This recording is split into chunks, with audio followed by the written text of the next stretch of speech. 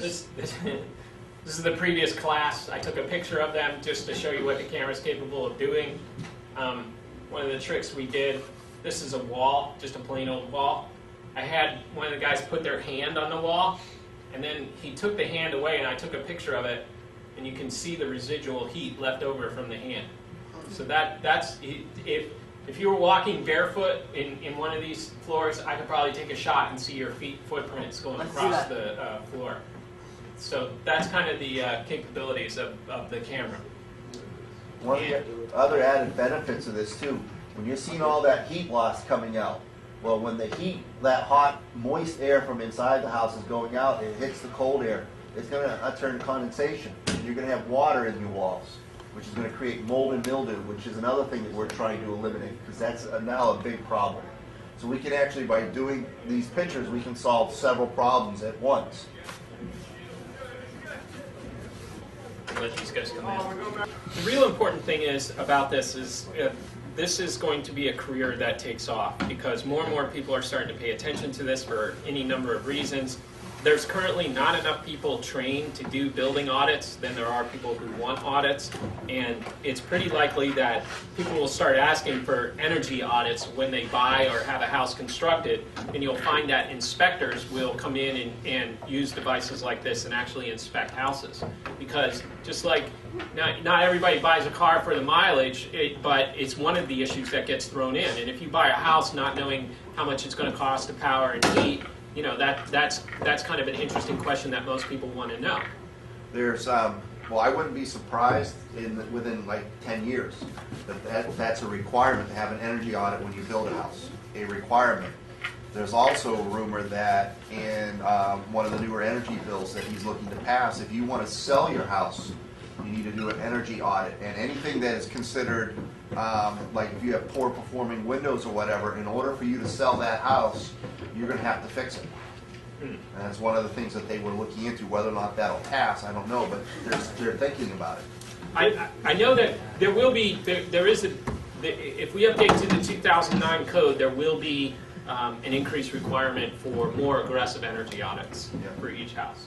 Yeah, all across the economy, there's new sectors being created, even in terms of real estate agents. You know, real estate agents now, they're starting to carve out particular sections of the real estate game that only deal with buildings that are certified. They'll only actually represent those type of buildings. So that being in that field as it grows only serves you in the future and the amount of jobs that are going to be available in the future. You were saying in the earlier class, how many people were doing this type of job in this state 5 years ago compared to now? Like 5%. 5%? So it's increased by 20. So you've seen a large increase, whereas the rest of the construction industry is actually hurting right now. Right. And the other thing, if you're going to get into construction, you're not going to be able to cut corners, because there are going to be people like this running around after you build something, checking it. And the last thing you want is to be an insulation person, get lazy, and then find out after the drywall's up that there's been somebody has screwed up. Because with insulation, it's kind of a catch-22. 90% of the guys, when they put in the pink fiberglass insulation, they're paid by how much they install and how quickly they do it. So the more insulation, the more houses you can do in one day, the more money you make. So therefore, it's all about going as quickly as you possibly can, throwing it in, and it's not about quality. Yeah, that's going to be a problem soon, I think, because there are going to be more and more people asking for these type of inspections after the work is done. Actually, we have a teaching assistant here, Mrs. Gray.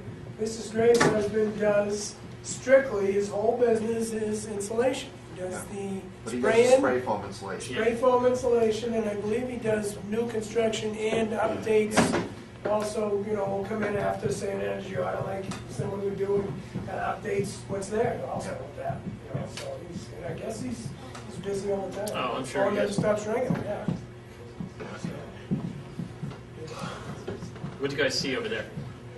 They were installing the two new boilers. The two new boilers are all together. all the sections are together with the rope gaskets in between all the sections. And then we're doing some welds, we saw a flange. We're gonna get to see a flange on top with a, root pass inside.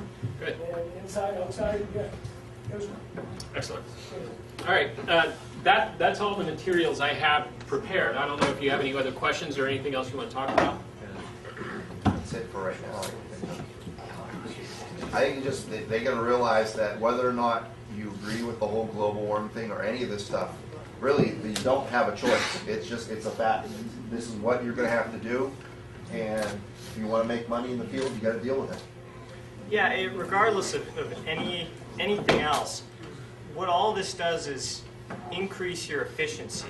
So you're saving somebody money, and anytime you can tell somebody you're going to save them money, you're probably going to get hired. And that's all this comes down to. And the camera shows you, as Clay mentioned, a thermal perspective and electric perspective. Because if something like a printer or something that's using electricity is glowing when it doesn't need to be, then that's inefficient. And you're identifying all that and helping somebody realize where they can prevent that and prevent that cost. So, like I said, regardless of anything that from a political view, from a, whatever, this still helps somebody. So that's what it boils down to in the end. I have a quick question about the solar panels. Do you have combination solar panels that will do hot water and make electricity? They're just starting to come out with that type.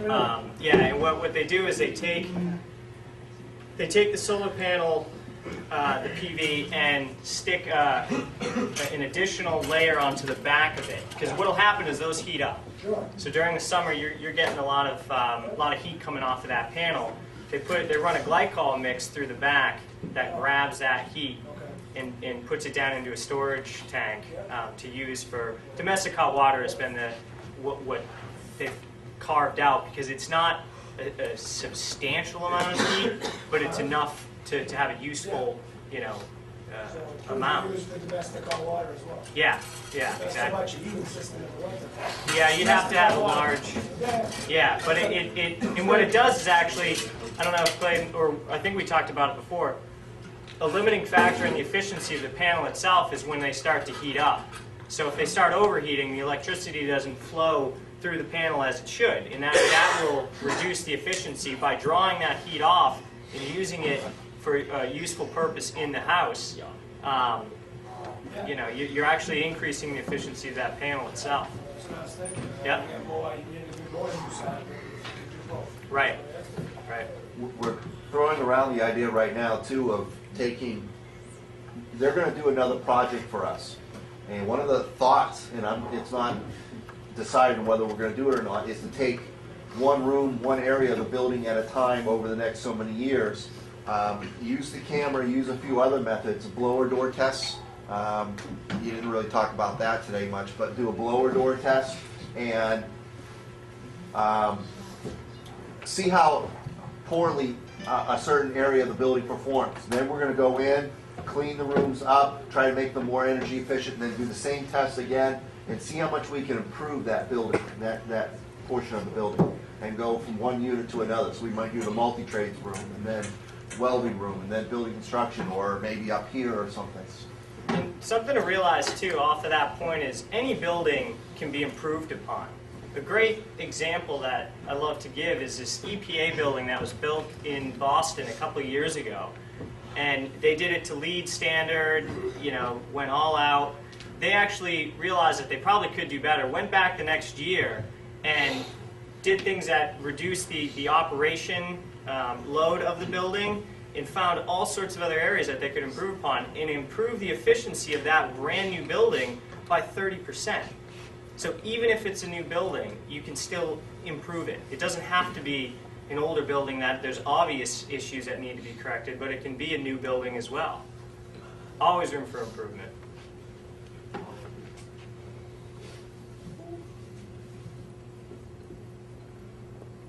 Wow, That's a great note to add on there. Good job. Just let that sink. Really hammered it home. Any other questions? Anybody? Also, Thank you very much. Thank you. Thank you.